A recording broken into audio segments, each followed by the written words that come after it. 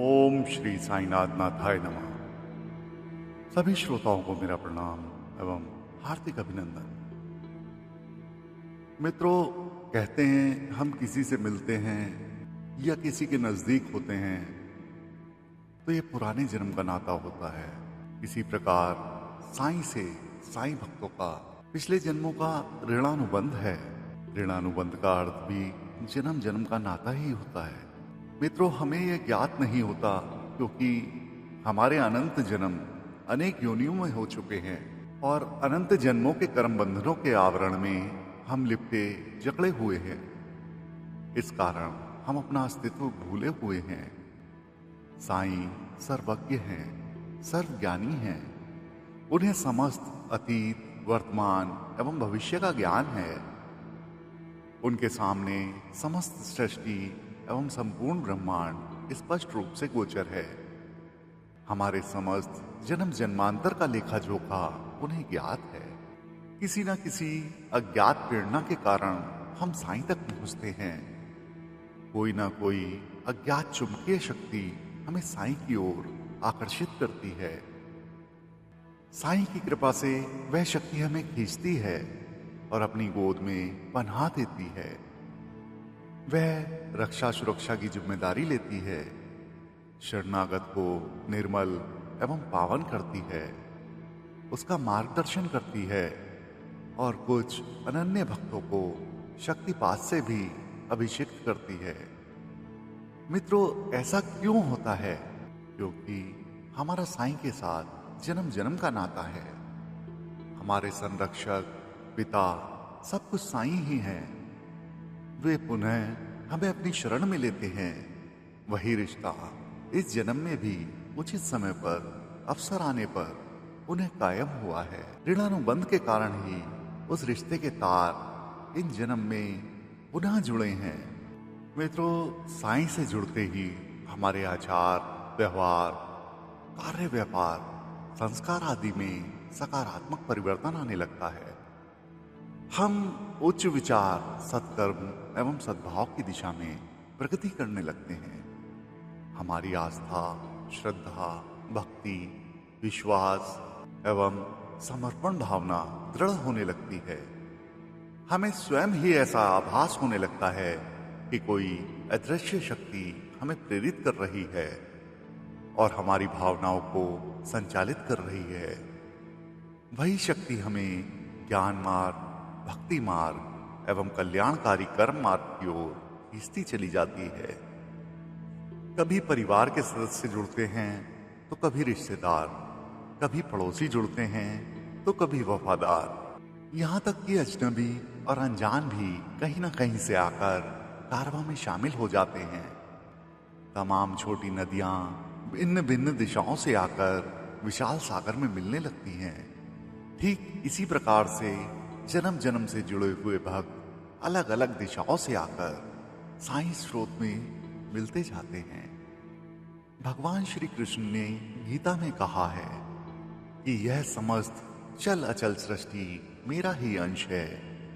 आत्मा ईश्वर का ही अंश है। आत्मा का परमात्मा के साथ बंधन अनादि काल से है और अनंत तक चलेगा।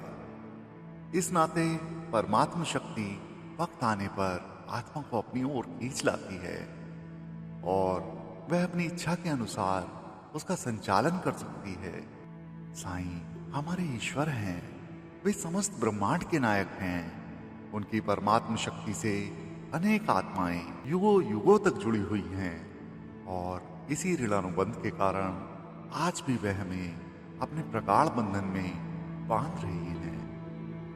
अपने पिछले जन्मों में हम साईं के साथ थे। इसी ऋणानुबंध के कारण आज हमें साईं से जुड़ने का सौभाग्य मिला है। साईं अपने भक्तों के लिए वही करते हैं जो दीर्घ काल के लिए अच्छा होता है। उन्हें भक्तों के समस्त अतीत का ज्ञान है। अतः इस जन्म में हमारी आध्यात्मिक एवं लौकिक प्रगति के लिए वही करते हैं जो हमारे लिए आवश्यक होता है। वे समय समय पर ऐसे अनुबंध देते हैं जो हमें प्रगति के पथ पर अग्रसर करते हैं। कई बार उनके अनुभव इतने रहस्यमय होते हैं जिनका अर्थ याद कर हमें आश्चर्य होता है। भक्तों के साथ ऋणानुबंध होने के कारण ही भक्तों को साईं समय समय पर अनुभव प्रदान करते हैं। मित्रों, भक्त ने किसी भी जन्म में उपासना एवं भक्ति की हो, साईं को उसका ध्यान है। भक्त की भक्ति कभी व्यर्थ नहीं जाती और साईं की शक्ति भक्त को अपने समीप खींच लाती है। जन्म जन्म का ऋणानुबंध भक्त को पुनः अपने सद्गुरु से जोड़ देता है। साईं के साथ ऋणानुबंध का नाता इतना पक्का होता है कि समय के बीतने के साथ निरंतर और गहरा एवं प्रगाढ़ होता जाता है। ऋणानुबंध का ही यह परिणाम है कि आज साईं भक्तों की संख्या करोड़ों में है और निरंतर बढ़ रही है। साईं ने अपने कुछ भक्तों का उल्लेख किया है जहां उनके साथ कई जन्मों का ऋणानुबंध हमें ज्ञात होता है। यह उल्लेख श्री साईं चरित्र में है।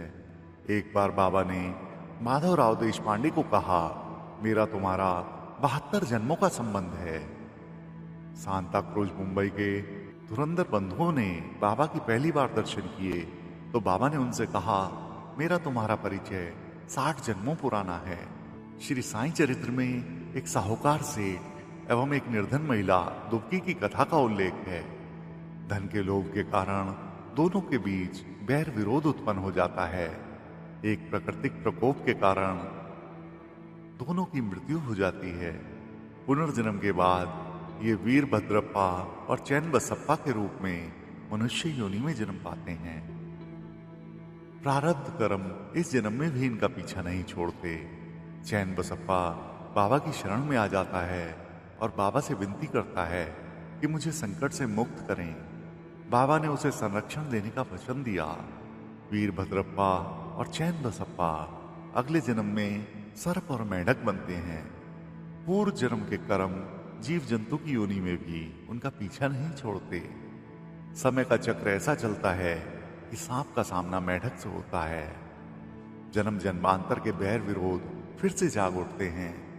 सांप तत्काल मेंढक को मुंह में दबोच लेता है और मेंढक पीड़ा से कराह उठता है। साईं तत्काल आकर उसकी रक्षा करते हैं। चैन बसप्पा का साईं के साथ ऋणानुबंध था। चैन बसप्पा के अगले जन्म में मेंढक बन जाने के बाद भी बाबा उसको दिया वचन पूरा करते हैं।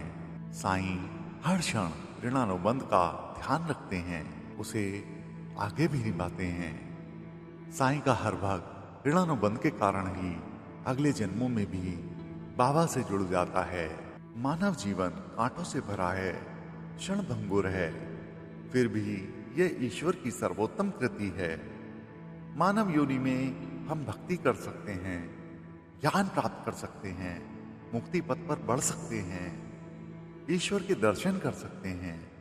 साईं हमें हमारे लक्ष्य की ओर गतिशील करते हैं और हमें कृतार्थ करते हैं। मनुष्य योनि के अलावा जो अन्य योनियां हैं, जहां निंद्रा, तंद्रा, भय, मैथुन, मूर्छा इत्यादि में जीवन आकंठ डूबा रहता है, वहां भक्ति, ज्ञान और सत्कर्म कर पाना संभव नहीं है। मनुष्य जन्म से ही मुक्ति के द्वार तक जाने का पथ प्रशस्त होता है। मनुष्य जन्म प्राप्त करने के लिए देवता भी ललायित रहते हैं। हम ईश्वर की लीला को समझें। यह जीवन जो एक पहेली है, इसका रहस्य जानें। साईं हमें वह ज्ञान देते हैं जिससे हम अनंत सत्ता के रहस्यवाद का आशय समझ सकते हैं और जीवन को एक सही, सार्थक एवं ब्रह्म की दिशा में मोड़ सकते हैं। साईं की दिव्य प्रेरणा एवं शक्तिपात से लाखों भक्त आध्यात्मिक उन्नति कर रहे हैं और लोक कल्याणकारी कार्यों में समर्पित भाव से लगे हुए हैं। इन सभी का साईं के साथ कोई ना कोई ऋणानुबंध अवश्य है। हम सभी ऋणानुबंध के नाते ही साईं से जुड़े हैं और इसी ऋणानुबंध के कारण साईं अपने भक्तों को निरंतर अपनी दिव्य सत्ता की ओर खींचे जा रहे हैं। ऐसे सद्गुरु श्री साईनाथ महाराज जी के चरणों में हमारा बारंबार प्रणाम है। तो मित्रों, आज की कथा में बस इतना ही। बाबा सबका भला करें। ओम साई राम।